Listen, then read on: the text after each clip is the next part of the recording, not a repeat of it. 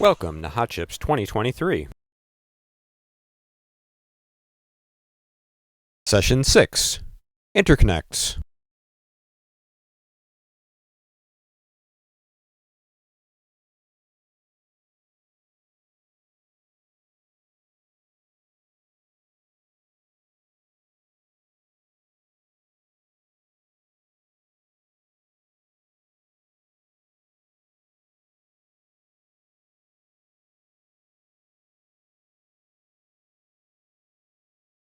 Pleased to have the three great talk in this session.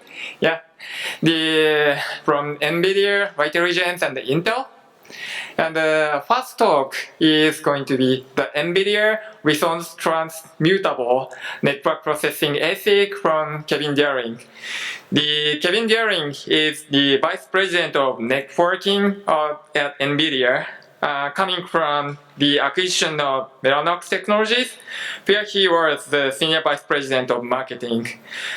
Kevin was also a founder or the Senior Executive of the 5 startups that achieved the positive outcomes.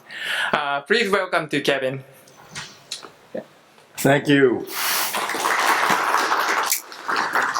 So, great to be here. Nice to see all the talks on AI and accelerated computing because it needs a lot more networking. So I'm going to talk about networking today.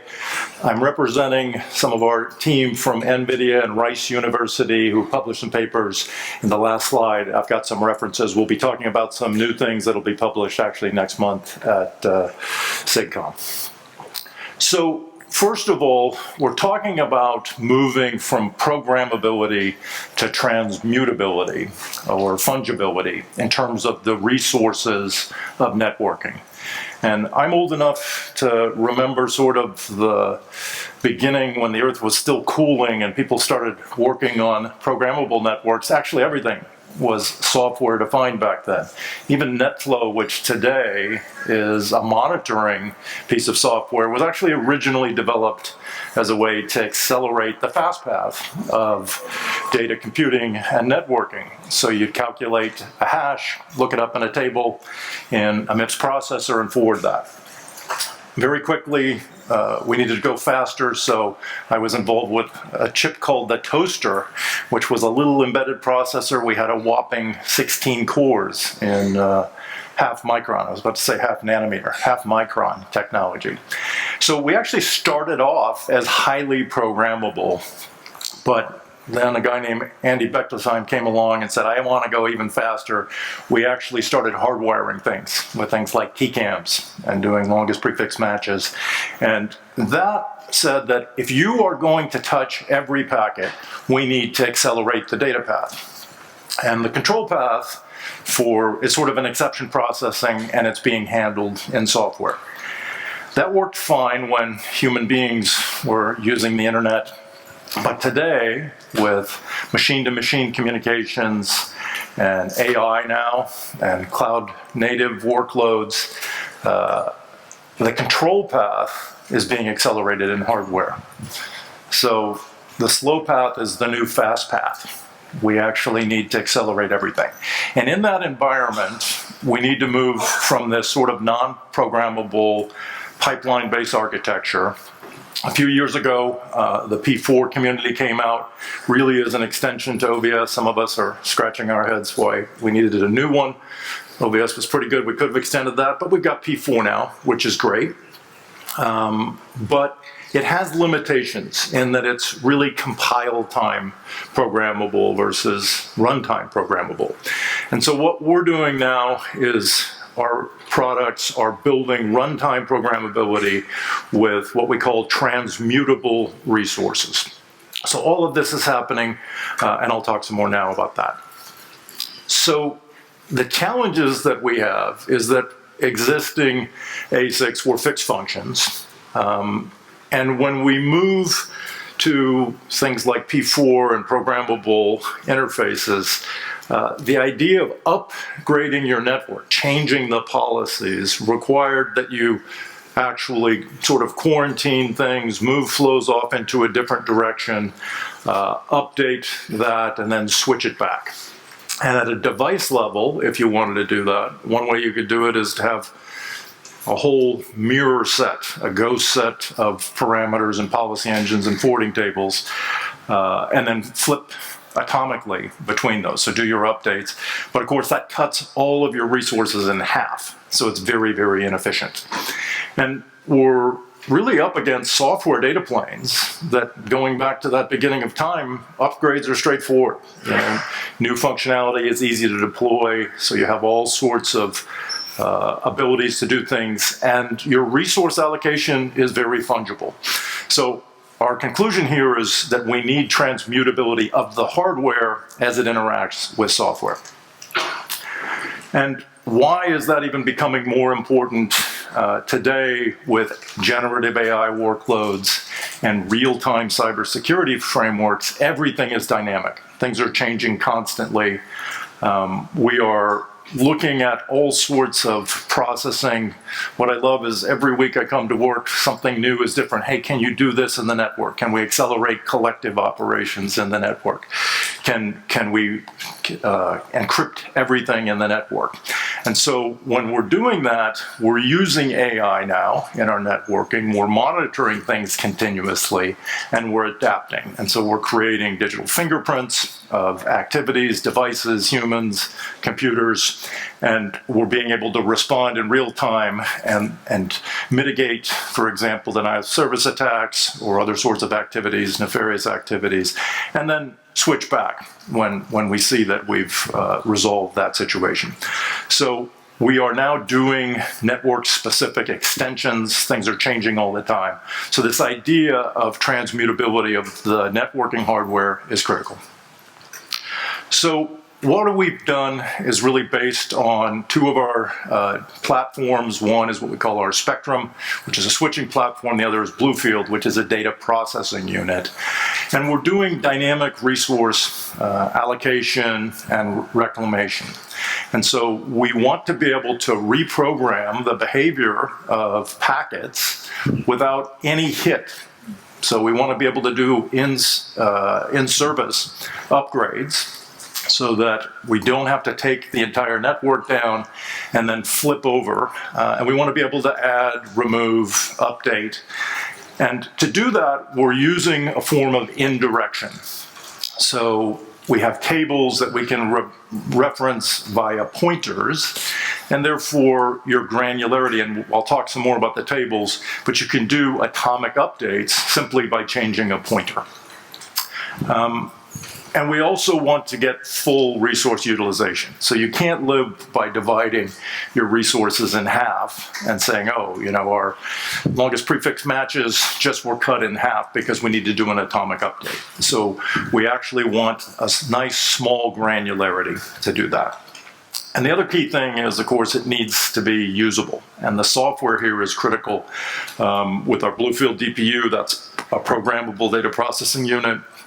With ARM processors, as well as embedded hardware, we have multiple languages. We're supporting P4, Dokaflow, and then DPDK. And similarly, with our switches, the Spectrum platform, we've got, you know, similar language constructs. It's interesting, going back to when it was sort of early in the P4 days, other folks had native P4 programmable switches, and we had this really transmutable pipeline. And it turns out that if you naively implement a switch as a P4 engine, then you're less flexible than if you think about transmutability and flexibility first and then map P4 to that. Because P4 is a powerful language, but there's actually some things that we were able to do very, very quickly because of modularity, that if you naively implement P4, you end up with sort of intrinsically spaghetti hardware. So now we're actually using a whole bunch of new APIs and optimizations on top of that, and we're publishing a paper next month that talks about that. So when you look at this what's called a reconfigurable match action table, RMT architecture, this is sort of tied to the P4. And what you had there is a set of compute resources, compute in the sense of network compute, where it's looking at packet headers, doing matches, and then sorts of actions. And those actions are really the instructions. And what you see with these RMT pipelines is the pipeline itself is actually fairly regular. It goes from this stage to this stage to this stage, and it's fixed. That's how you get through.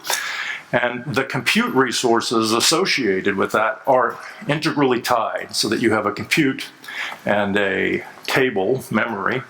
And those two things are tied together. And what that leads to is some rigidity in terms of what you're able to accomplish. So sometimes there's more compute required, sometimes there's larger tables required. You may end up in a situation that you can't fit the entire table into a specific memory table that's allocated per compute. So then you have to spread it across multiple. Other cases, you may end up losing a bunch of tables. You may try to combine two things and you'll have space in your table. So your resource allocation is not optimal. Moreover, that fixed pipeline means that the packet will traverse all of that pipeline regardless of what's happening in the flow. So what we did is took that architecture and extended it with a disaggregated RMT architecture, where we decoupled the compute aspect of the packet processing from the table lookups. And in order to do that, there is always a cost. The cost here is a crossbar. So we have a load balancing crossbar here that allows us to connect to any of these memory architectures. But by doing that, what we can do now is shard a whole bunch of our match action table lookups. We can cache it locally, and we perform the entire operation in each of these units, the compute units. And so we can share between the compute units individual lookup tables, so we don't end up having to basically a quantization problem associated with the table. We don't have to duplicate tables. And by sharding it, we get really good load balancing, and now we can run in parallel. So we can run a whole bunch of packets in parallel, and it enables a whole bunch of new optimizations that I'll talk about here in terms of how we can reconfigure and leverage this transmutability of the architecture. So in terms of this transmutable pipeline, this is a picture of our stack here. There's this packet processing application that's running on top of the software. Here you can see we really have three different opportunities to connect to that. At the top you see P4 and Dokaflow and DPDK. And those are really three different ways to use the programmable entities underneath the transmutable pipeline. I would say P4 is probably the easiest to program. But with P4, you sort of sacrifice some performance typically, although we're doing a lot to actually mitigate that through compilers and optimization engines. Dokaflow is in the middle here. That is our native communication language. I would say that is the closest to the hardware and therefore the highest performance. And then DPDK is a very broad set of ecosystems and software that's been developed around DPDK. Of course, DPDK was originally developed for running on the x86 CPU. It is a very flexible machine. It runs fast, but it's very, very efficient at consuming CPU cores, which was perhaps the point of DPDK. Because it's polling continuously, you've got lots of CPU cores to figure out whether there's new data or whether there's a completion to process. And so often what we'll do is actually layer some of these things on top of Doka. So you could have DPDK on top of Doka. And then underneath, it's efficient, and you can poll to your heart's content if that's what you want to do. So that's one of the key things, is being able to provide the software to take advantage of all of these different programmable elements. One of the other critical things when you're doing an upgrade is to be able to do that in a disaggregated architecture successfully. And so one of the the tenets that we're doing is breaking the allocation of resources between compute and memory so that we can do partial reconfigurations. And we have this sharded resource allocation, so we have good load balancing. We can avoid contention between individual resources, so we can just run over another table if we need to. We can duplicate tables. We have hybrid programmability, and so the hardware here, there's always sort of a trade-off between complete programmability and hardware acceleration being the most power and performance efficient, but sacrificing some level of flexibility. And then with dedicated, hardware, it's you want something in between pure software and dedicated hardware. And so this is this notion of hybrid programmability where we have flex parsing engines. So for things we haven't even envisioned, and we keep finding that because software people keep coming up with new ways to do overlay networks and Genève versus VXLAN, and we haven't even designed the chips to do that, and yet we're able to support it because of this hybrid architecture. Indirection that I mentioned before, it really gives us the power to just change a pointer so that now you're pointing to a new flow, for example, or a new table, and we can do that atomically and very quickly. Now, what it also means is that there's a notion of program consistency. And so when you're making these changes, we're exploring different levels of program consistency. And here, going from left to right, as you're looking at it, you've got what says program consistency, element consistency, and execution consistency. So when we're doing an update, the strongest consistency is program consistency. And that really says that any packet is going to either see the old state or the new state. So it's an entirely atomic update. In the middle there, you've got element consistency. And what that says is that for a packet that takes one flow, if it sees some intermediate state during the transition, it's always going to see that intermediate state. But some other packet that's taking a different path, because these are just directed acyclical graphs, if it's taking a different path, it may see a different state. It may not see the intermediate state. And then the weakest form is execution consistency, which says, well, at least each of these packets may get a different experience, but once a packet has gone through, it is going to continue to see that same experience. And we're writing compilers now that are figuring out which type of consistency is needed depending on which workload is actually running. So in terms of some of the things that we've benchmarked and real-world use cases, we're running these on both our Bluefield data processing unit as well as our Spectrum switch. We've demonstrated both scalability and adaptivity so that we can change things on the fly.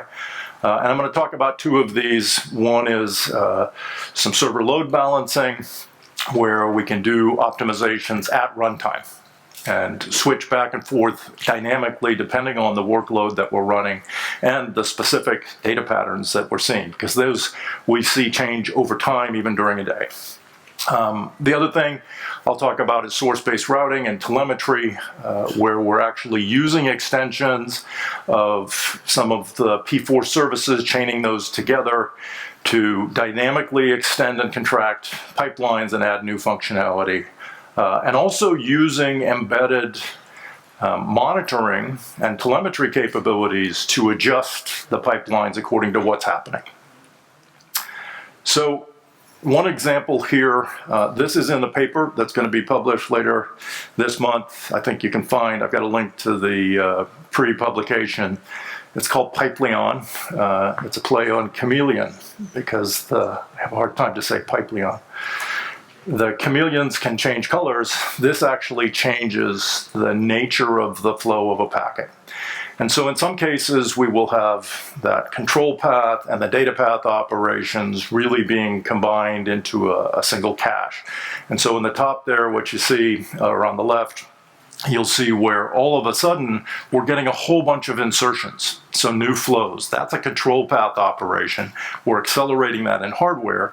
And suddenly, if you start doing a lot of accelerations, we're going to get cache misses over and over and over. And what we found was that our performance collapsed. And what we were able to do is actually take part of the control path operation out of the pipeline so that our data path wasn't being polluted by that low hit rate. And then we got back to line rate. And in another case, what we found is that there was a ton of packet drops that were happening. And if you have a series of tests and it's an AND operation, it needs to pass A and B and C. So you do a L2 lookup, an L3, overlays, etc., and all of those, and then you're going to send the packet on.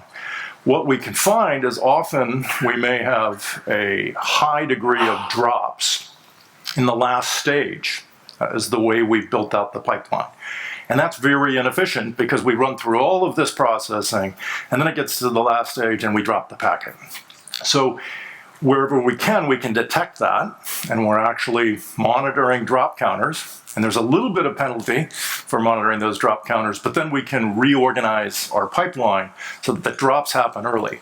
And because it's not a fixed pipeline, all of those, it's a run to completion engine, all of those resources, compute, match, action tables, now become available to keep running because we just dropped the packet and we stopped doing it. This is critical for things like DDoS. If you have a DDoS attack, often what you'll see is it just keeps hitting in a classic software-defined network, keeps hitting the CPU over and over, and it does all the parsing. It says, I know what that is, I'm going to drop the packet. And what we're doing is detecting that very, very early, dropping the packet, and it never actually impacts our ability of our embedded CPUs, never sees it. We drop it immediately. So another example with our Spectrum processor is something that we call ELMO. This is a source routing protocol where instead of duplicating the packets, and this is becoming more and more important when we're sharing weights and things like that, but also for a ton of video applications, there's all kinds of things where multicast is important. We're actually programming the device to encode the multicast group information inside of the packets themselves. And so we sort of use a one-hot encoding to do that. And then we have an upstream and a downstream where we enhance the pipeline, and we're using P4 to do this with our standard, using standard multicast management tables, but we actually get a much better scale improvement. And so if you look at this graph here, what it shows is there's a little bit, I'll point it out here, there's a slight disadvantage in the red here. But as you scale out the number of subscribers, the runtime of distributing that data is flat. So there's a very slight performance degradation when you're only doing unicast, but as soon as in this pub-sub model, a publisher-subscriber model, as soon as you get to 2, you start to see the advantage versus here you're almost linear in terms of the performance because you're replicating packets over and over again. So we're taking advantage of really the programmable pipeline inside of the Spectrum platform for the switches. Okay, so just to conclude here, our innovation enables an adaptive network core. And this is critical because as I said, the rest of our team, you heard Bill's talk earlier, they keep changing things all the time. And the network is a critical part of how we're doing reductions and other things in the network, RDMA, and we keep having to add new functionalities and change things on the fly. Our partners keep changing. What we're seeing is an interaction now between what was old sort of 3-tier data centers that became cloud native with machine-to-machine interactions where the control path, what was the slow path, is the new fast path. We need to be able to do inserts and deletions and do all of those things very, very quickly. And so we think that bridging the gap between hardware and software. Whenever you're innovating across that hardware-software domain, that's where things get really interesting. Don't operate in silos, but actually integrate across the boundaries, scribble outside the lines. That's where real innovation happens. So we think this transmutability is the future of network ASIC design.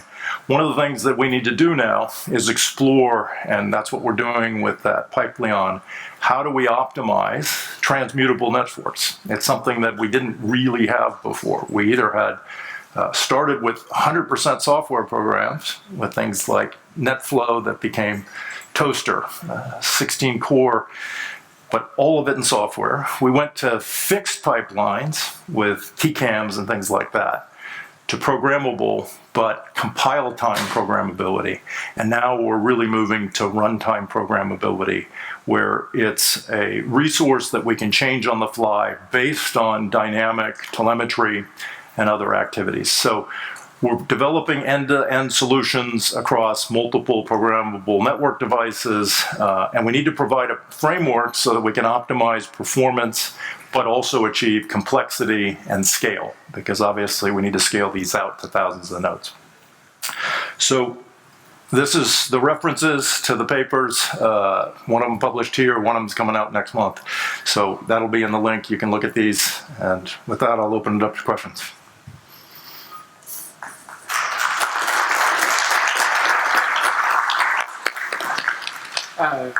Thank you very much, Kevin.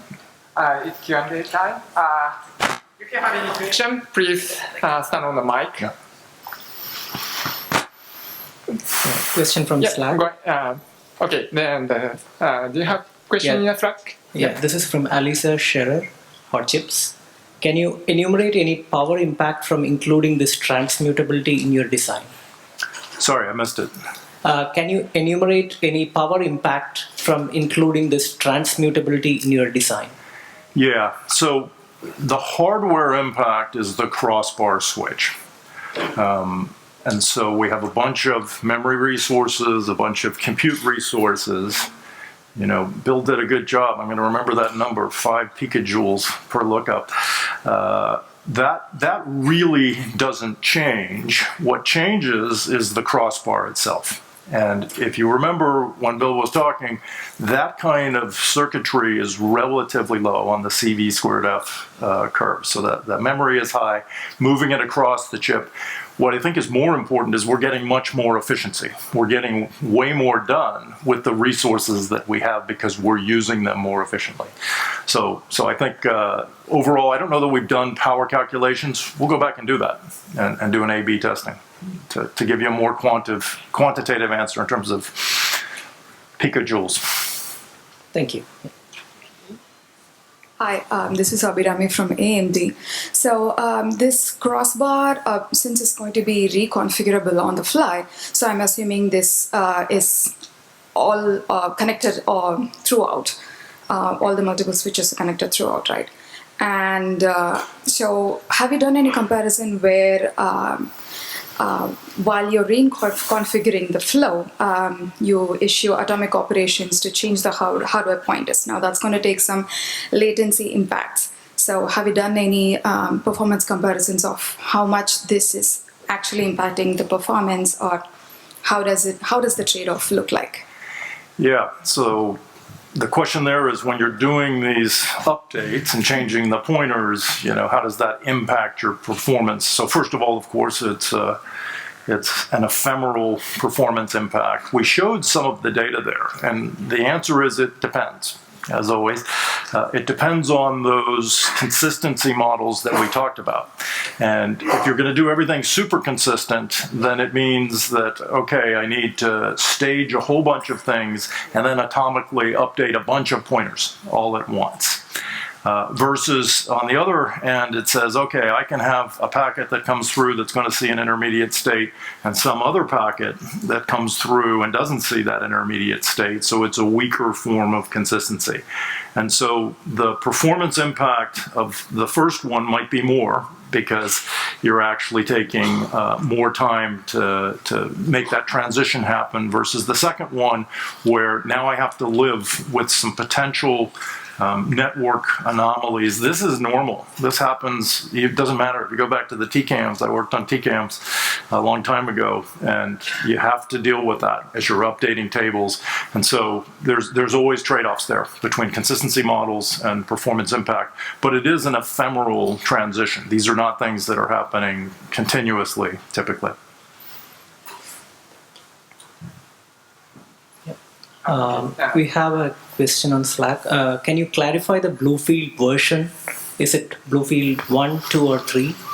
The work that's published was done on Bluefield 2, and so the mechanisms that are there in Bluefield 2, and of course we've enhanced that with Bluefield 3, which is what people are deploying now, what we're shipping now. Thank you. Okay, thank you very much, Kevin. Thank you. Yep.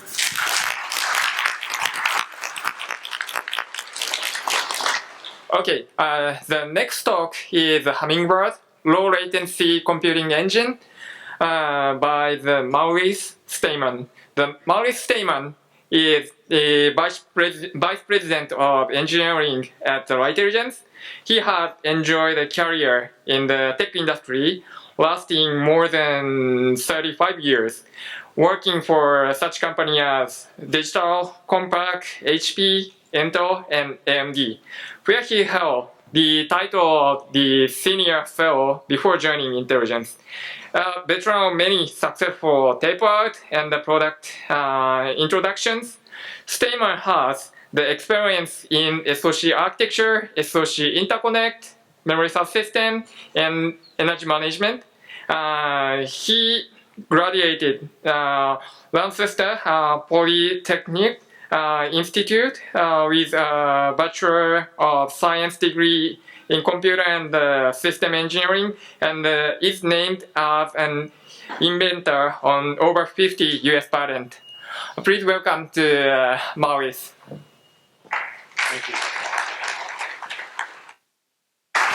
All right, so I'm going to be talking about Hummingbird, which is our low-latency computing engine, but more broadly about something called optical network on chip.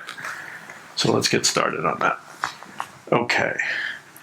All right, I think we've seen a few slides this conference that look like this, but here's my version of it. You know, it's there. If we look at on the right, there's the pace of demand for compute. That's being driven by these large language models, large AI models, and you know it's growing at an exponential pace, right? And the generational improvement of CMOS technology, while it's been steady and following Moore's law, it's sort of a mismatch, right? And additionally, it's getting harder and harder to achieve each node transition and more costly. So you know the traditional electronic solutions are running into physical limits and in terms of scaling and power limitations, and additionally there's bottlenecks in communication and access to off-chip. And so we need to find a solution to this problem, but I think it also presents quite an opportunity for computer architects. So at Lightelligence, we believe that photonics plays a big part in addressing this challenge.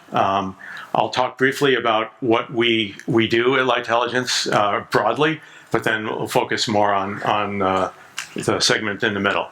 But just going left to right, we do something we call optical MAC, or multiply accumulate, and these are photonic compute engines. So this is using light to perform arithmetic functions. And we've done a number of devices along this architecture, and we've done some purpose-built solutions that have shown incredible speed up. And on the right-hand side, we have optical networking. And so driven by data center hunger for disaggregation and composability, there's definitely a need for creating a better way to connect between boards and racks and going beyond the reach and capabilities of traditional electrical interconnect. And so we're addressing that with fiber-based solutions in our optical networking line. But the focus for today's talk is going to be on the center part, optical NoC, or network on chip. And I'm using that term a little bit loosely. Think of chip more as interposer, right? Silicon. So the idea there is, can we build out much more flexible topologies and get better characteristics that allow better performance scaling through scale out? And we'll get into that some more. All right, so just kind of returning to the the architecture tricks that everyone is doing, and really the opportunity and the problem of trying to address the mismatch between what transistors can do and what the workloads need. It's spurring a lot of architecture innovations, right? Domain-specific architectures like the TPU are one way to do that. Do purpose-built solutions that focus on a narrow set of workloads. Disruptive architectures like data flow machines, the standard tricks of instruction-level parallelism, and the generational improvements, or putting more memory on chip. These are all traditional solutions that work very well. Oops, wrong direction, sorry. Another attack for scaling out is to put more silicon in the package, right? We have a reticle limit of about 855 square millimeters, and if we need more silicon to get more performance, we could do multi-chip modules as shown on the left, or perhaps use up the entire wafer with compute devices as shown on the right in the Cerebrus engine. Now, while these architectures, particularly these tiled architectures, are, I would call, very elegant and modular. So what we show here is an array of, some number of chiplets that, if you have n of these, you expect to get n 100% performance scaling by, just getting your performance entitlement for all the silicon that you're putting down there.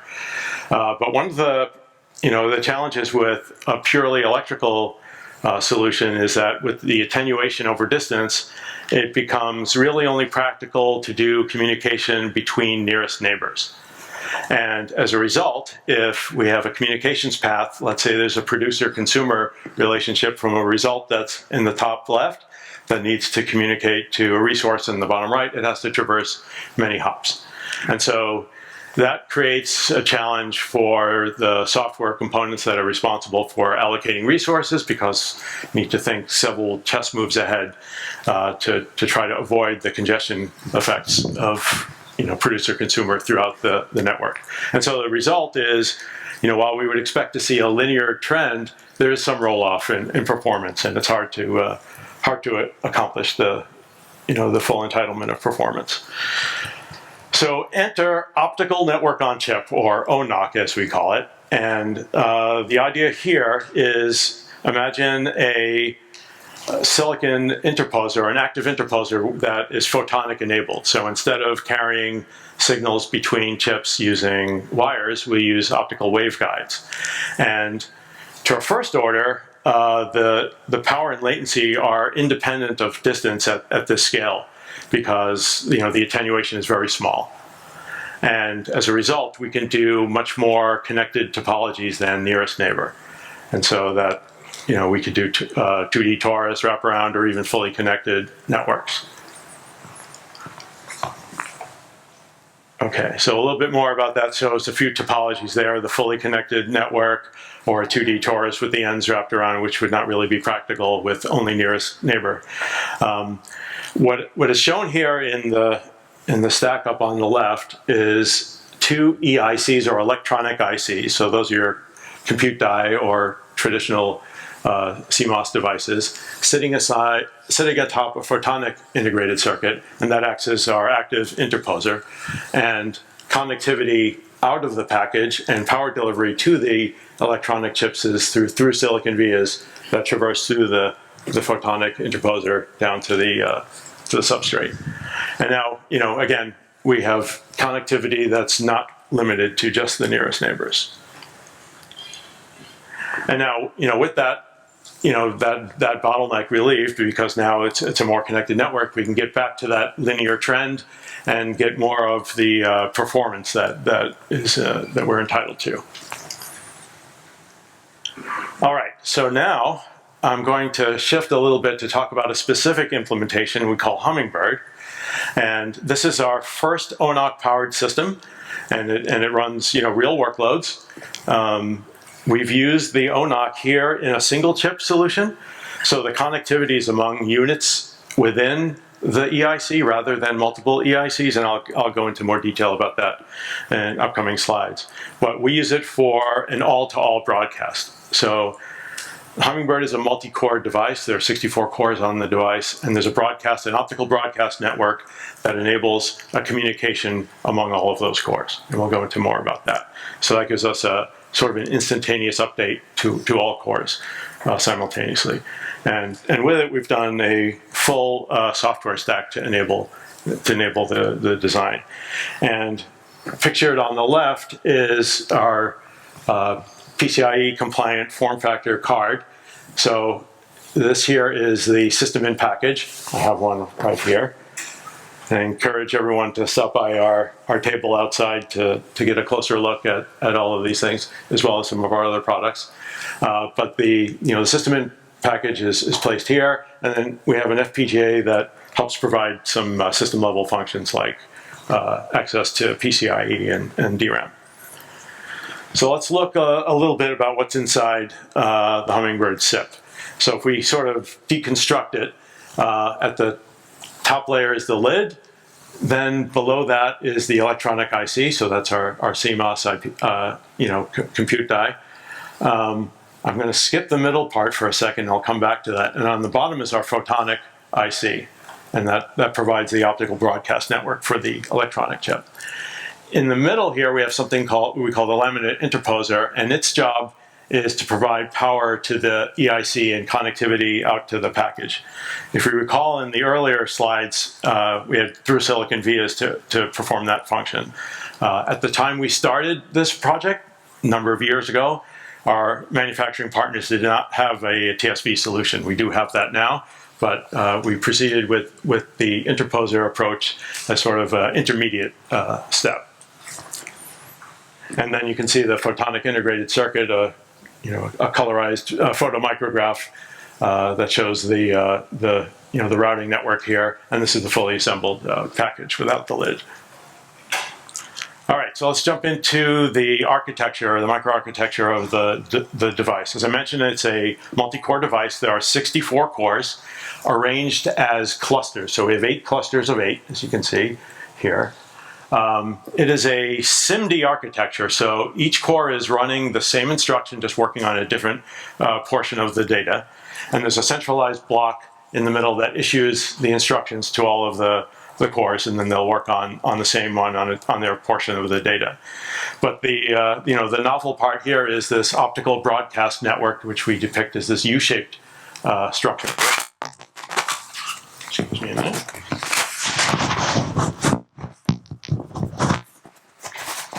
Sorry about that. And so the optical broadcast network provides a mechanism for every core to update every other core. And so there's this broadcast network is utilized for certain instructions, and the U shape was chosen so that we can implement that without any crossings. So it's a sort of a bend around the bottom. So there are no waveguide crossings in the PIC. All right, a little bit about the microarchitecture of the core itself and how it exploits the optical network. So it is a fairly simple, AI, DSA inference kind of core. In the center, we have a pool of SRAM, 608 kilobytes. For doing matrix multiplication operations, we have a dot product unit. So you can think of this as working on one row of the matrix, but we can support 4 simultaneous sets of weights. And that is fed by the optical broadcast network. So every other core, so this is a zoom in of one core, but every other core is providing its broadcast data and received here and fed to the dot product unit to perform the sum of products and accumulate. We also have ALU that does various scalar and vector functions, activations, and so forth. And then in the output direction, we have a source to broadcast this core's data out to the rest of every core. And so because every core is executing the same instruction, when we execute an instruction such as convolution or max pool, where there's a global set of data that needs to be operated on, every core knows that it has a duty to broadcast and also needs to expect to receive from every other core.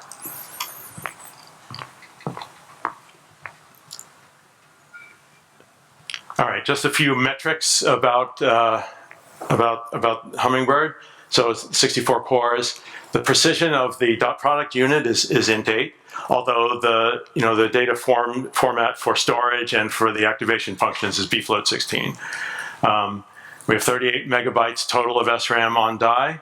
The protection for the SRAM is ECC protection of single error correct, double error detect, and that also applies to the optical network as well. By 4 PCIe, 2 gigabytes of SRAM. It's a full-length dual-slot PCIe card, and you can see one on the table outside. Passively cooled. We have our own software stack for compiling and executing workloads. And then just on the photonic side, 64 transmitters, one for each core, and 512 photonic receivers as part of the network. And just kind of some lower level stats within the silicon itself. It's built in TSMC 28. It's a 17 by 16 device, 500 million transistors, and half a mile or 3/4 of a kilometer of wire length. On the photonic side, built an IMEC process, a little bit larger in one dimension, which allows space for the optical coupler, the laser source. There's over 20 meters of silicon waveguides within the PIC. And in terms of components, 64 data modulators for transmit, 580 photodiodes, a little bit more than the 512 that are needed for the network because some are used for calibration purposes. All right, and in terms of the system design, here's a depiction of several cards installed into a server. Because industry standard compliant PCIe form factor, readily adopts into the server, and the software stack. Even though we have custom instructions, we support industry standard frameworks to abstract away out the proprietary nature of it. All right, so a little bit of some metrics, the report card here. So just looking at some results in terms of running AI workload, ResNet, image set accuracy. Accuracy is fine. Matching industry standard CPU results. So no loss of fidelity due to the optical components. The optical network itself has 3 cycles in each of the transmit and receive domains on the electronic side. And then the optical transport itself is on average 407 picoseconds, but as low as 52 and as high as 787 picoseconds. So that's the propagation delay of the optical network. We've got the design running at 1 gigabits per second. There's a lot of headroom there. The design target is significantly higher, and we keep pushing on calibration and other optimizations to get closer to that design target. But looking ahead, part of the solution is really going to be utilizing 3D packaging and through silicon vias. As I mentioned before, we have the laminate interposer in there. That is really just sort of a temporary solution, and being able to do more advanced node implementation for EIC. We're only in 28 nanometers here, so there's still quite a bit of performance that can be extracted from more advanced nodes. And in terms of customer designs, it is our intent and our desire to partner with other companies that are looking for a solution for their scale-out problem and better better multi-chip module. And so partnering with best-in-class silicon, I think we can make a real killer solution. And looking ahead, reticle stitching is an important part to build out a large interposer. This is an example wafer we've all seen with, a wafer, looks like with the same reticle pattern tiled over and over again. But for photonics, there's a little bit of a different challenge there to be able to put together multiple reticles. When the waveguides cross the reticle boundary, they have to have similar characteristics as those that are not. So as part of the development of this technology with our foundry partners, we can compare the reference region, which has no crossing, to waveguides that are passing through the stitching region.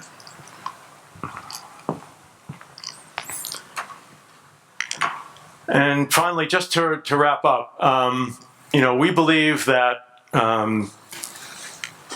we had the opening slide with the daunting challenge from the growing models and the pace of innovation in purely electronic solutions not keeping up. We believe in a heterogeneous approach. So we have our optical solutions. Keep this on. We have our optical solutions, optical MAC, which gives us our multiply, accumulate, optical networking, which provides a way to interconnect devices through fiber, and then our optical network on chip, which provides our better MCM type of solution. And lastly, I just want to give some attribution to the amazing team at Lightelligence who has worked tirelessly for a number of years to bring ONOC technology and the Hummingbird solution today. And that is it, and I thank you very much.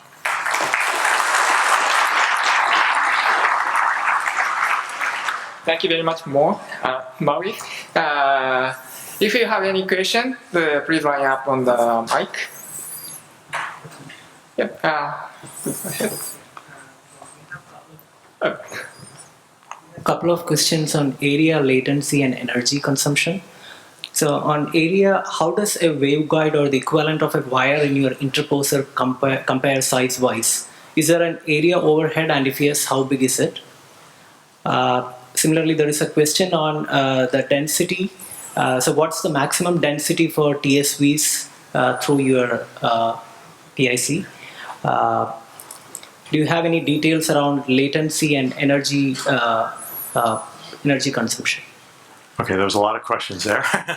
So the first one was, so the first one was on area. How does a waveguide or the equivalent of a wire in your interposer compare size-wise? Oh, that's a good question. I think we can probably follow up with a more specific answer on Slack later, but our waveguides tend to be about a micron in width. And in Hummingbird, we're only pumping it at 8 gigabits, but we can certainly go much higher and then encode with multiple wavelengths. So the number is quite a bit larger than that. I think we'll come back with a concrete answer on the Slack channel after. There was also a question on maximum density for TSVs. Yeah, I think at this point that's still that's a proprietary technology. I don't think we can comment on exactly that right now, but we should be able to do that in a future discussion for sure. Okay, I want to pick up. Hi, Elisa Scher from Cerebras. Your picture on slide 17 with the reticle stitching is quite interesting. Do you think you could do a full wafer scale sized set of interconnects?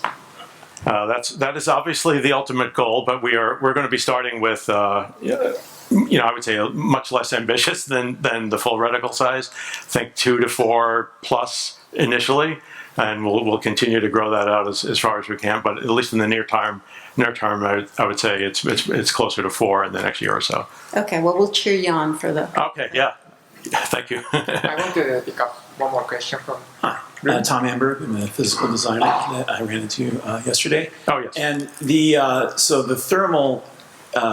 Does the chip the electrical integrated circuit that integrates into the photonic integrated circuit, are there limits on the total thermal output that chip can put out, and for the system with the photonics integrated circuit to still be robust?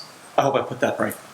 Okay, so the question is, the heat from the EIC, does that keep disrupt the photonics performance? We see tremendous amounts of water cooling are needed with some of these machine learning chips. So I'm wondering if there are any limits to the thermal limits of your photonics chip. Yeah, so I mean, the combined analog parts of the electronic IC and the photonic, are subject to thermal response. All of our circuits are very calibratable, so periodic tuning and retraining that can be done sort of at the few millisecond scale to keep, kind of matching the thermal time constants can mitigate those issues. Thank you. An excellent presentation. Thank you. I want to pick up the question from Track. Yeah, question from Michael Mortensen, Skyworks. Right now, the ONOC seems roughly 4 orders of magnitude lower bandwidth than what we see from chiplet architectures. Do you see a path to get towards today's bandwidth requirements? Okay, yeah, great question. Yeah, absolutely. The question is absolutely. We have devices that are coming out this fall that'll be substantially higher data rate. So this is really just a first step, in that path. So yeah, we're absolutely confident we'll go much higher. Thank you. Okay, I want to pick up the question from Rui. Mohit Maneja from ARM. How sensitive are you to the linearity of the PD and the modulators? I can't give you a number, but yes, those the linearity is a factor, but that's something we can tune out with the appropriate kind of tuning circuits on both the transmit side and on the receive side, so we can adjust the the characteristics of that. So it's not a digital encoding on the broadcast medium. Yeah, I guess that's the way. It's not truly digital. Yeah. Okay, sure. Thanks. Thank you. Yeah, we have one more question. So, question from Ravi Mahatme. What sort of modulators are you using in your PIC? MZI or micro rings? These are MZIs in this generation. Yeah. Thank you. Do you have any? Okay. No, Okay. Thank you very much. Thank you very much, Mark. Thank you. Okay. The last talk from this session is the first direct mesh-to-mesh photonic fabric from Jason Howard by Intel Corporation. Jason Howard is a principal engineer for the extreme scale computing team within Intel Office of the CTO. During his time with ESG, Jason was the technical lead and the micro-architect for the FastForward 2, Hive, and the GAPS government research contract. Before ESG, Jason was in Intel Lab and worked on the 48-core single-chip cloud computer and the 80 teraflop NOC processor. His research interests include the parallel architecture, exascale processing, and non-traditional computing mathematics. Jason Howard received the BS degree and the master's degree in electrical engineering at the Brigham Young University, Provo, UT in 1998 and 2000 respectively. He joined Intel Corporation in 2000. He has authored and co-authored over 20 papers and had 23 patents issued and pending. Please welcome to Jason.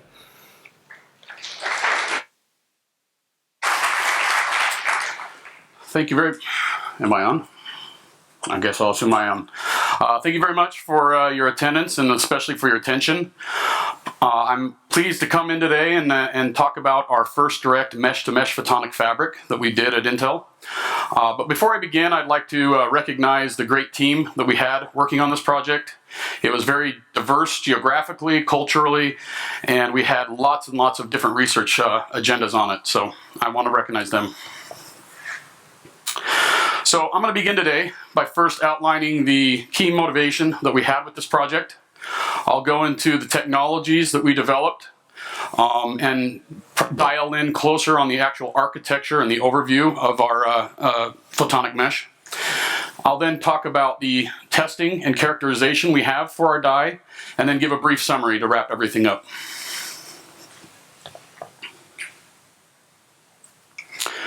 So the motivation for this was basically came from the DARPA Hive, specifically the ERI 1.0 that began in 2017. We were approached by DARPA to work on the heterogeneous the Hive program, and I'm slipping on the actual acronym. hierarchical investigate, verify, and evaluate program for hypersparse data. And what this was to do is to take graph analysis or graph analytics and move it forward by 1000x in both power and performance.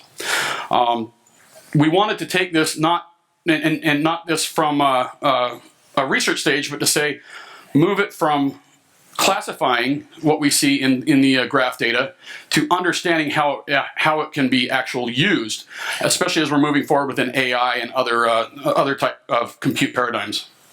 So what you see here on the right is a visualization of a graph. Each one of those nodes is an actual data point, and each line or edge between the nodes is some sort of relationship that these exhibit. If I were to use this as an example for social media, you could think of each person would be one of those data points, and a line between them would be maybe a friend or a loved one.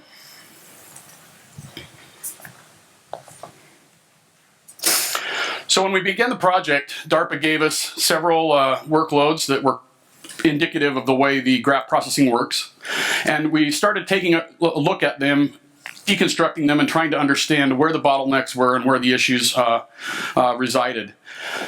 So initially, we immediately saw that they are massively, massively parallel, in fact, embarrassingly parallel. So we could exploit a lot of parallelism to improve the overall performance. But some of the bottlenecks we noticed were, right off the bat, we saw that we had very, very bad cache line utilization. And what I mean by that is when we would bring a cache line into the processor, we would only usually use 8 bytes of it and then end up throwing away the other 64 bytes without ever utilizing them. So the very, very, very, very poor cache line efficiency. We also saw that the out of order nature, or having lots and lots of branches in the instruction flow, put a lot of stress on typical and traditional compute pipelines. So anytime we had big, long, out of order pipelines, we saw that these were getting stalled, cycles wasted as we were waiting to actually resolve a lot of the branches that we were seeing. In fact, I believe we saw somewhere around 2 to 4 instructions between branch operations.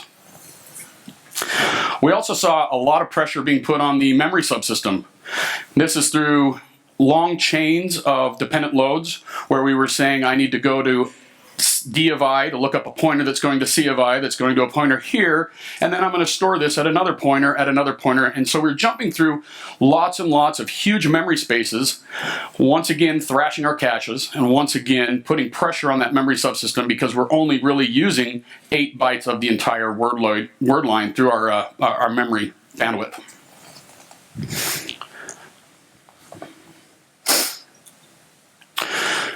So, taking all of this into account, we began to start thinking about what key technologies we needed to develop. First off, we created a new core that utilizes lots and lots of threads, many threads, so that we could exploit the parallelism and continually scale up the number of threads required to do the computation. We added caches to the core, although I will be honest, a lot of it is not used because of the cache line pressure that we saw earlier. We also incorporated 4 megabytes of scratchpad so that we could use local variables that were maybe being used across cores or across threads and create a very low latency memory that we could go and utilize these variables. We also tried to make sure that the compute and the memory and the networking associated with them were all very, very scalable and granular so that we could continually add compute cores without causing bottlenecks in any of the other 2. So we then put together the cores into an 8-core socket. You can think of this as just bringing it. We had a die, and then we had 32 optical I/O ports that then go off socket. And this gave us a total bandwidth of 32 gigabytes per second in a direction. We then utilized 32 gigabytes of a custom DRAM that I'll go into a little bit later that was running at the DDR5 4400 speed. Next, we began networking the sockets together to create a sled, or you could kind of think of it as a server rack. And these 16 of these sockets come together in an open compute project form. And on that sled, we are able to utilize up to 16 terabytes per second per direction of optical bandwidth. And we're also able to import half a terabyte of DRAM within that sled. The package used to create the socket, I kind of touched on it earlier, uses a multi-die package topology, and we're actually co-packaging electrical to optical dies with our compute die. And then by fusing together our network and our compute, we're able to create a HyperX network that I'll go into a little bit later in the presentation using a very high radix, low diameter network topology. And we're able to connect this HyperX network using the optical links.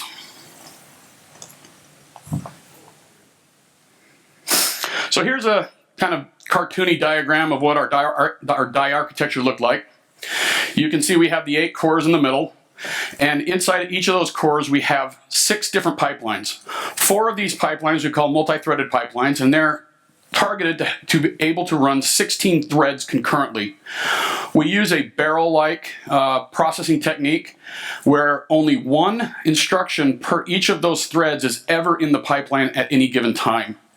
So what this allows us to do is simplify the overall pipeline design, because we no longer have data dependency issues, we no longer have branch prediction issues or any of those, and so we're able to create a very, very small and energy efficient multi-threaded pipeline. We then had 2 single-threaded pipelines in the core, and these are to handle more of the longer tailed type compute threads that exist within the overall workload. So maybe at the end of a workload, you have to do some cleanup, maybe store off some data into variables, whatever it may be. And these are able to operate at about 8x higher performance rather than the multi-threaded pipelines. All the pipelines use a custom ISA that's RISC-like. It's a fixed length, and each of the pipelines has 32 registers, physical registers available to it. And we did this so that you could easily migrate threads or compute threads between any of the pipelines. So I can maybe start out executing on one of the multi-threaded pipelines a particular thread, and if I see that it's taking too long or it's been running and maybe it's the last thread available, I can migrate that quickly over to my single thread pipeline to get better performance. On the periphery of the die, we have custom DDR5 memory controllers. These have been optimized for 8-byte transactions, and the reason we did that was because we saw that in those workloads, the graph workloads, 8 bytes was the typical data size used. And so what we did is we optimized these for the 8 bytes so that anytime we're pulling a data line out of memory, we're going to try to utilize all of that data line as opposed to throwing away 7/8 of it. I forgot to mention we also have 4 megabytes of scratch pad per core. This, like I said earlier, this is just to utilize shared memory, shared variables, anything that can help speed up and lower latency of going out to access things. We also have on the top and the bottom 4 high-speed I/O ports. These are broken into 32 channels, or 8 each, and this bridges the electrical to optical capabilities of our package. And I'll go into this a little bit later. And we also incorporate a PCIe Gen 4x8 so that we can communicate to some host attached to the overall device. So here's an idea of our router architecture that we utilize. It is a 10-port cut-through router. We operate it at 0.75 volts and a gigahertz. We have 12 input queue coming in per port, where we then go and start working on route pre-computing and VC allocation. It then goes through a final stage of a crossbar, and the next out port from the crossbar is calculated during the VC and pre-compute. We're able to get through our entire unloaded switch in 4 cycles. And we also use 10 VCs, or virtual channels, over 4 different message classes so that we can avoid any deadlocks and create deadlock-free routing. It typically uses an XY routing algorithm on our network. However, we are able to do some changing of that using the route pre-compute. Overall, we're able to achieve 64 gigabytes per second for every link within our router. So this is a kind of a bigger view of what our on-die network looks like. We use a 2-dimensional mesh. and it's broken into a 2x8. What you see on the right are where the locations of our 8 cores on both sides are located, 4 on one side, 4 on the other. We also have the memory controllers attached to the routers, 4 on one side and 4 on the other. And we have 8 routers on the internal that are doing nothing more than routing and providing I/O bandwidth to the AIB ports that are then talking to these silicon photonic chiplets. The silicon photonics all it does is provide links to another chip, so we're directly talking chip to chip using our routing protocols and our routing algorithms, and all it does is bridge that physical layer. AIB is a common protocol used today. The AIB is the transport layer for our particular routing packets, and we use on-package EMIBs for the physical transport layer.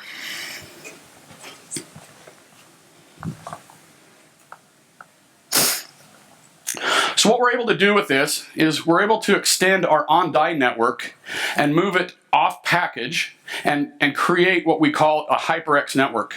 So what you're seeing here in the diagram on the top is we take 16 of our sockets and we connect them all together in an all-to-all fashion. So I have 512 link ports in this particular sled right here, where 256 of them are talking within that actual sled. I now have 256 link ports that can now traverse the entirety of my rack as I start connecting the racks or the sleds to each other. Using the HyperX topologies, we can then start breaking up or configuring our overall network depending on the number of sleds we use. The one I will highlight right here is the 16 number of sleds with the 1x hyper level.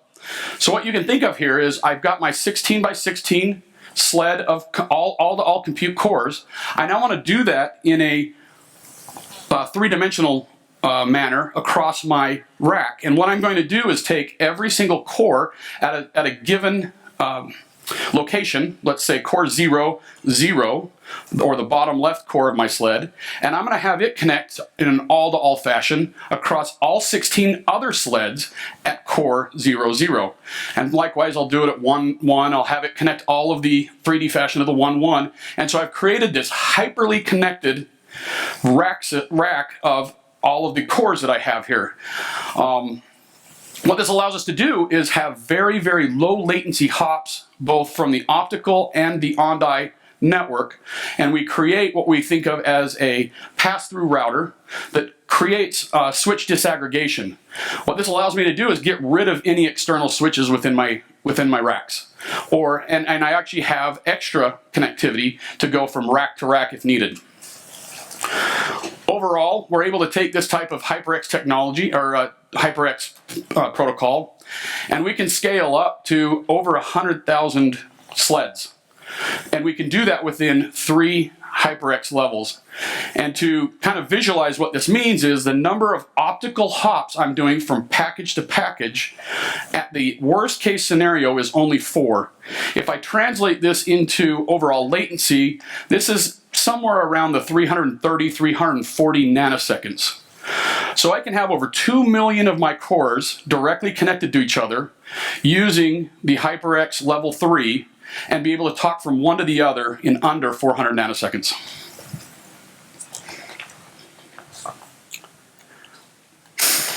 So now I'm going to go into a little bit of the co-packaging that we did with the silicon photonics.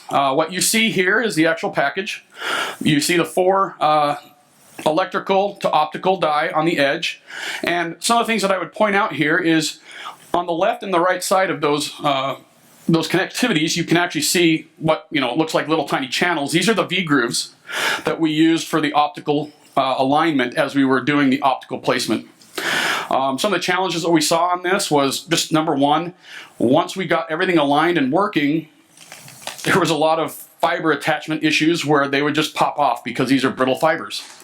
We also saw when we were doing the reflow process of the overall package and packaging of all 5 dies that we would run into optical problems due to thermal connectivity or thermal results, and we would end up with having bad optical yields.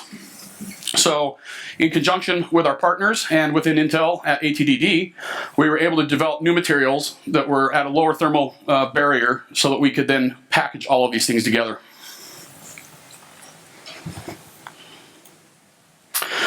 So some of the optical performance that we were able to measure within the lab.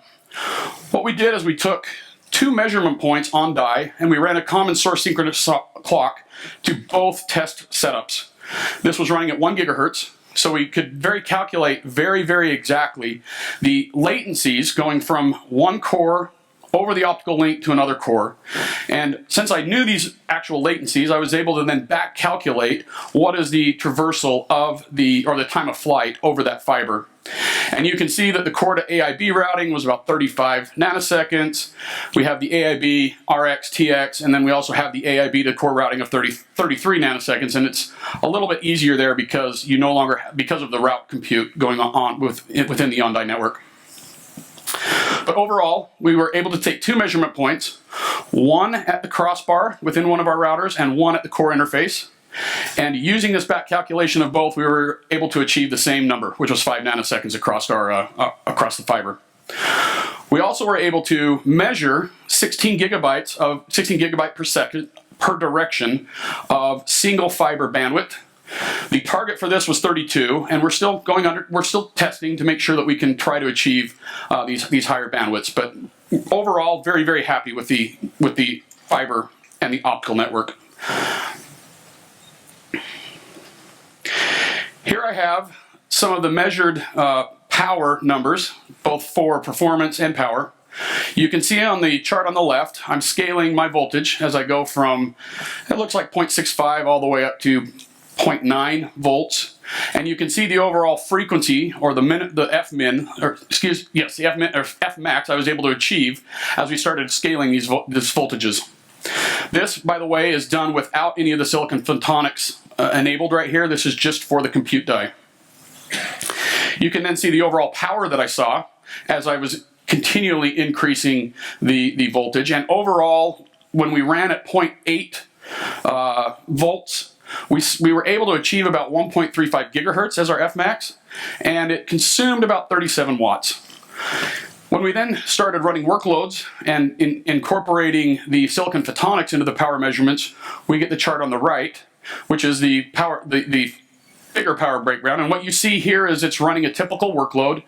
We're running at 0.8 volts in a gigahertz, and you can see that the silicon photonics is somewhere around 44 watts, or about 59% of the overall power, and then the compute die is about 41%, or what is basically left.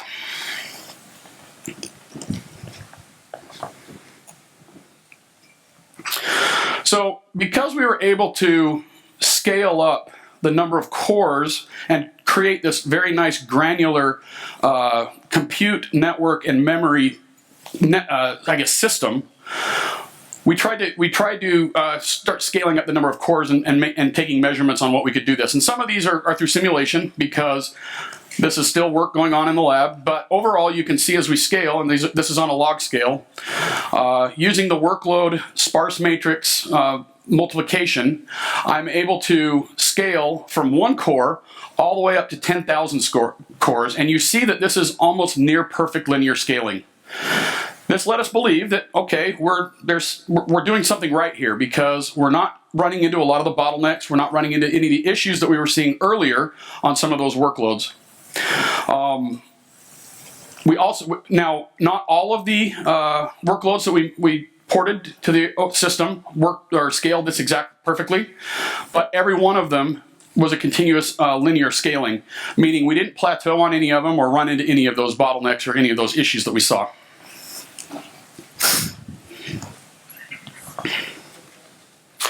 So here we have a die photograph, and I'm highlighting the major parts within the die. You can see the high-speed I/O interfaces, or the AIB ports. The cores are in the middle. The memory controller is on the right, and you'll see a big empty spot there, which is nothing more than the routers. The reason we really can't see anything there is you've got lots and lots of metals for flyby for those route computes.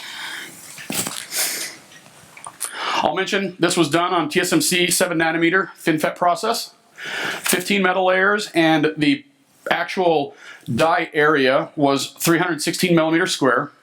And when we packaged everything together, we used a 3,275 BGA package with 705 signals going out of the package. Those do not include the fiber, the 32 fiber links coming out. So here you can see the overall package we have in the test environment. The package on the right, I think you can see it outside in some of the poster sessions, but we have 4 of these ribbons coming out that have been V-grooved attached to the dies. And then on the right you can see our test setup where we have one system talking directly to another system, and you see the tray in the middle with all those fiber connections. There are 32 fibers there that we're trying to get to communicate from one side of the other to the other. 32 because we have 16 TX and 16 RX going across.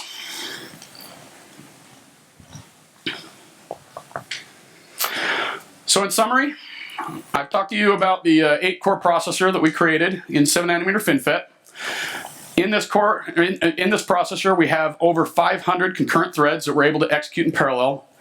We then fused our network and compute die and provided 1 terabyte per second of optical I/O. The socket-to-socket optical links allows us to create a HyperX network that we're able to continually scale as we increase the number of compute elements, the memory, and as well as the network bandwidth. And at typical workloads, we're able to dissipate about 75 watts of nominal at nominal voltage, and the overall sled, when we have it connected in a 16 by 16 configuration, will dissipate somewhere around 1.2 kilowatts. Before I wrap up, I'd like to give some acknowledgments out. Number one, for DARPA for providing the funding and the direction and everything that went along with this overall project. Also, I'd like to acknowledge IR Labs, who helped us with the experimental chiplets, as well as the co-assembly of our package, and then the overall package design and assembly within Intel at the ATDD Chandler. So thank you. That's my last slide, and I will now take questions. Thank you very much, Jason. It's time for Q&A. I want to pick the question from Slack. Yeah, this question is from Maya Blanco, Apple. Are the majority of graph workloads in the Hive initiative represented by the figures in slide 4? Did you consider any other workloads such as triangle counting, which is not an SPMV workload? Yes, we actually, where am I looking, by the way? Oh, down here, okay.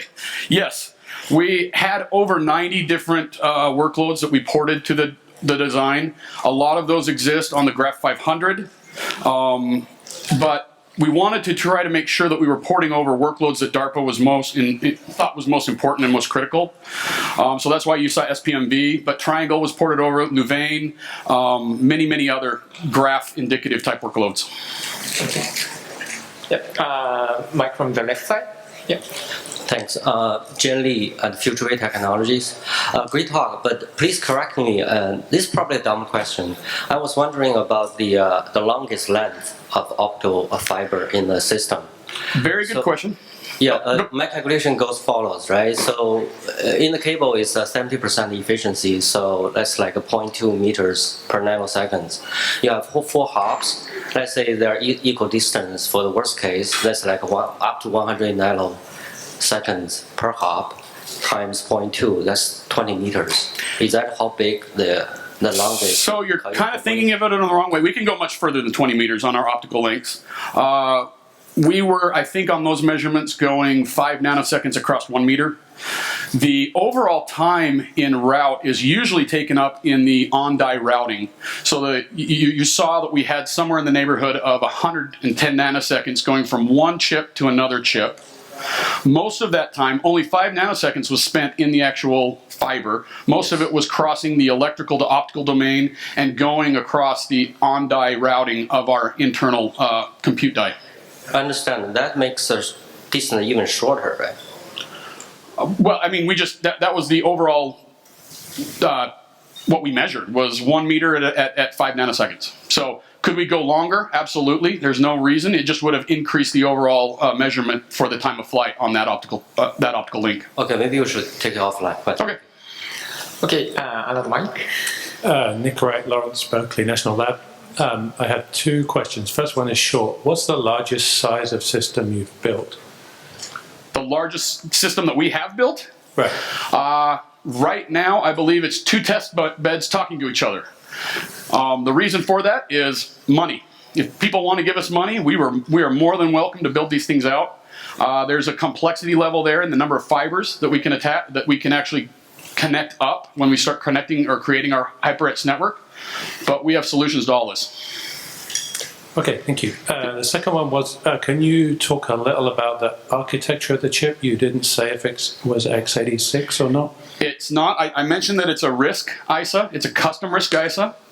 But we created a whole software development kit associated with it so that we could port over the workloads. These are all LLVM based. Some of the rich research that I mentioned earlier in the project are software guys on our teams that did a very good job of doing that. Okay, thank you. Okay, question from Flack. Yeah, this is again from Maya Blanco, Apple. You mentioned about the low utilization of cache lines in conventional architectures. What is the transaction size of this architecture? Is it 25-byte link width of the router? We are able to support 8-byte, 16-byte, and 64-byte transactions, and it depends on which type of workload and what the workload wants. But we're trying to optimize for the 8-byte because we saw that 8 bytes was a typical memory utilization that was coming off the DRAM that was being utilized, and so we tried to optimize our router and our memory subsystem for 8 bytes. But we were able to support equally well up to 64-byte cache lines if we needed to. Thank you. Okay, the question from Mike. Yep. Okay, Chester Lamb from Chips and Cheese. I was wondering, you showed the separate pipelines, the STP and MTP pipelines. Is the migration there explicit by software, or does the hardware manage that? No, it is done by software. We have a very distributed runtime that we're able to run on the overall system with this SDK that I mentioned earlier. And what it is able to do is identify and say, okay, I've got maybe certain status registers that it looks at and can say, oh, I would like to move this particular thread to a SDP because it's taking too long. So we have built-in functionality there that the software is able to utilize. Okay, thank you. Okay, one more question from Mike. Hi, this is Andrew Krabuvin from Rutgers University. You mentioned that there is a 1000x goal in power efficiency, like through all the work that you've done. What do we get? Measurements. Like, what do you get? Yeah. It's very dependent on the particular workload that you run. Some of the workloads we were able to showcase that we could scale up to well beyond 1000x. Some of them showed that we could only get up to maybe about 600x. I didn't want to try to bring in those type of comparisons because most of the measurements that we're doing right now are at a very, very small level. So if you tried to compare this to, like, let's say a current Xeon system, a Xeon can pretty much take one of the graph data sets and store it in its cache and just churn through it really quickly because of the large caches that we have on that. However, as we start going to bigger and bigger and bigger data sets, I mentioned earlier that we wanted to be able to support up to a petabyte of data in memory at any given time. That's when we start exploiting the parallelism, we start exploiting the overall network efficiency and the memory efficiency that this particular architecture supports. Thank you. Yep. Okay, it's good time to finish. Thank you very much, Jason. Thank you.